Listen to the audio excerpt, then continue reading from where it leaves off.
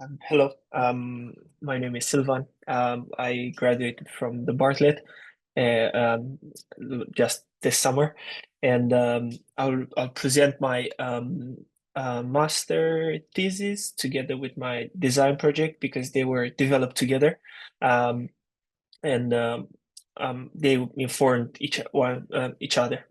So I will give you an introduction of the research, then I will talk about the reasons behind what I learned in our case studies in Istanbul, and then I will talk about how I did this research, what were the steps, how design informed the thesis, and the thesis then informed back the design.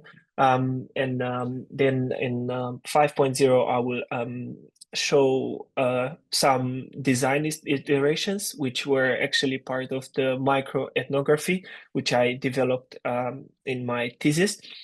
And then I will conclude with what I think my research contributes and how maybe how anyone or me in the future can build on top of the work I did. So what I developed was a prototype, a hybrid, which is at the intersection between the architecture, social dynamics, and technology in the unique context of Istanbul art scene. I did personal participation based on Spradley and using the knowledge and the instructions in his book on how to do ethnography, how to observe social situations in the real world, and how to engage and learn from those realities, which sometimes they seem very easy to understand, but they are actually very deep and very unknown to most of us.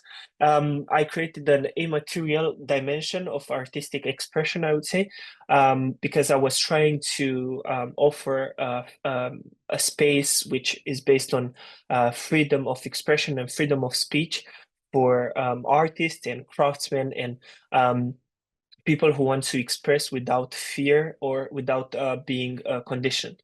And it was a quest to understand and potentially revolutionize the way societies interact with reality and digital worlds, where you overlay one on top of each other rather than interacting with each one of them separately. And I think there was a purpose to give augmented reality copy of a real social situation, but rather than just for the experience, to give a purpose to the real space, the reality back. So the reason was a relationship between the art scene and the political scene in Istanbul, which I observed in my visits. We went to the new museum built in Istanbul, and it was quite shocking. They had some gates and security, so everything was protected. And I tried to understand why was that? Why is something that is supposed to represent everyone in the country gated, and somehow they fear letting people or anyone inside. I understood there are some tensions between arts and politics, and some people think that artists are empowering or they are questioning politics, and there is a general atmosphere of self censorship where artists, in order to be allowed to express, they have to align with the political agenda. And it was quite interesting how artists are or galleries are shut down, or some people cannot express anymore. And in line with that, I looked at the Sufi dancers. They are quite a popular attraction nowadays. They were banned to exist as a ritual, and they were only allowed to exist as a touristic expression. So again, why is something that is an art in itself or a ritual being only allowed to exist in a certain context? I imagined how I started with this idea of imagining how you can offer someone the experience of something you cannot touch, because you are not allowed to become a Sufi or to learn from a Sufi. You are only allowed to go to the touristic shops.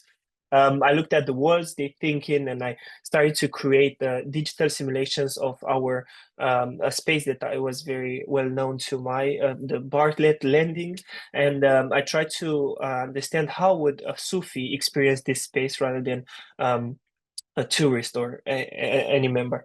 And then I rescaled this experiment to the Tate Britain, where I had questions about navigation and orientation in space with simulations of how you would rotate, because Sufi rotate for half an hour, 1 hour without stopping. So it's a well-trained ritual. They train for many years, but how I can give someone, the unexperienced user, an experience of someone who is somehow illegal, let's say. And I create also a game where you have to engage with the space. But the questions I learned from this first experiment was that some parts of our space that we engage with can be changed and other parts cannot be changed. So there was the question how you can overlay a virtual world on top of a real world and then experience the virtual world with your own body. So rather through your screen of your laptop, you go in the real space with a headset and you can start seeing a different layer of the same reality you are in, but you experience with your body, which I think changes the game a little bit. In terms of the Hans were the base structure of the city where I did my project. The Hans used to be a place of exchange of information and cultures a long time ago, but nowadays is a little bit left to the side because the changing in market, in market trends, and there are still artists who try to survive in the Hans. But what's interesting about those artists is that they know this type of the world where they live in, and they know the self-censorship atmosphere. So doing my the participant observation of how they behave, how they talk, how they engage, or how they create art, it was very interesting to see how they talk with each other, because they were always aware of who's listening, where are all the people. We visited the Han and they were very scared that why are we here? Why are we looking at what they do? So it was this atmosphere, and based on this, um, sorry, I looked at ways they behave and they exchange information, and most importantly, the gossiping between them. Um, this was the base for the next steps. And in terms of my reaction to existing technologies of virtual worlds, I observed that most of them were the digital worlds which we engage with are mostly out of context of the reality. So they are based somewhere in a cloud or in a computer system, but they are not in our reality that we live with our body. So my reaction was, what if we create this reality where the perception, the visual perception and the physical perception, they come together. And this was an attempt to offer a duplicate or an overlay of a reality where you don't have the conditions of our real world. You don't have the censorship. Artists can express and you can exchange or talk about subjects that are more delicate. So I created this copy of the Han, and I started to play with overlays and how you could change what you see, but you see those spaces only if you are physically there. So it's not something um, you can experience from another place. You have to go to the Han and then engage with the overlay that is there. The research question was more like, to what extent can this collocated augmented spaces, those duplicates or extensions of the reality, attached to those urban contexts, the Hans, can change the way craftsmen interact, they how they create, how they exhibit work, or how they talk about their ideas behind the work. When ideas shift from the real world to the virtual dimension and back. And I started to decompose the Han, try to understand how it works, how people engage, and what's based on spreadly instructions, applying a descriptive question metrics based on the space and the event dimensions. Those two were the focus, and based on the notes I did in the personal participation, I tried to understood where is that gossiping, where is that telling of secrets happening, and it's in between the corridors between the very public courtyards where people exchange goods and the private workshops where artists create their art, do their create their the art, and this in between corridors became the place of exchanging very delicate information. And so I started from those specific points, intersection of corridors and staircases, and I applied I developed the extension of our reality.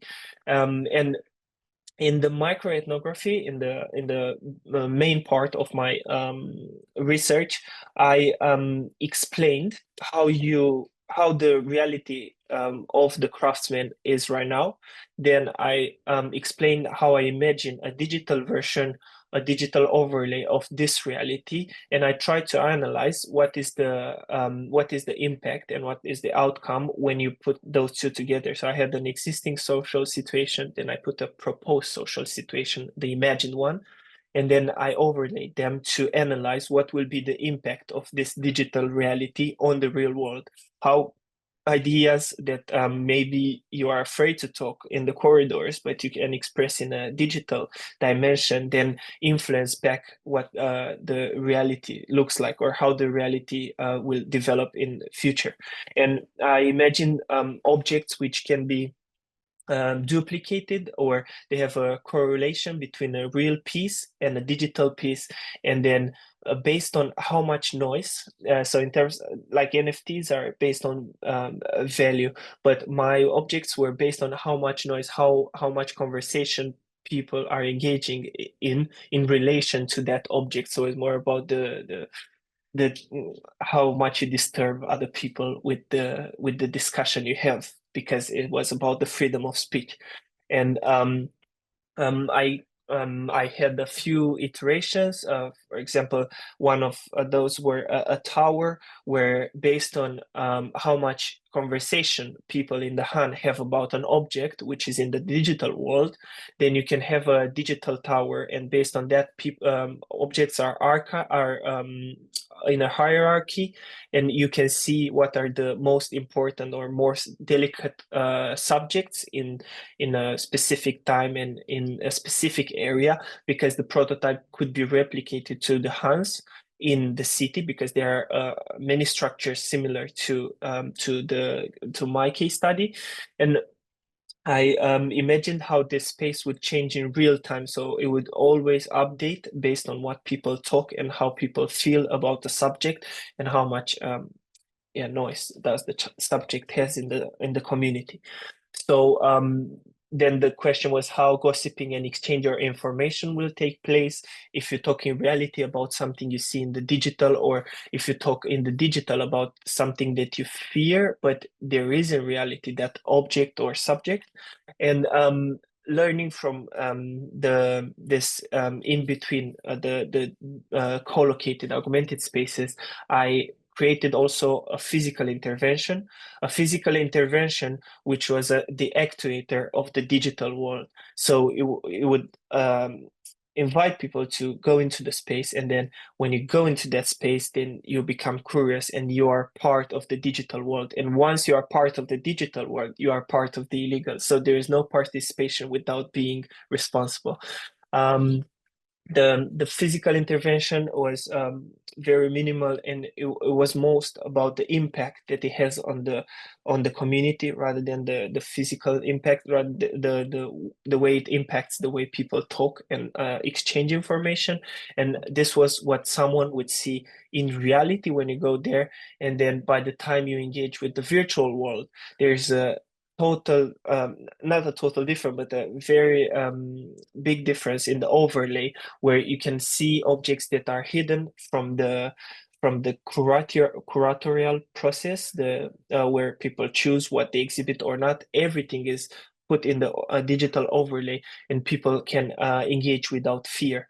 And I imagine this prototype to be replicated in the city, and that is one of the contributions that I think the research has, that it's a very particular case study, but there is future opportunity to replicate this and see what are the impacts of a similar intervention on other structures of the city, on other systems of a city, and how the in my project, the blockchain technology was examined as a transformative tool to revitalize these traditional spaces which are dead in today's world, and how what is the opportunity that a digital overlay would have on a physical reality.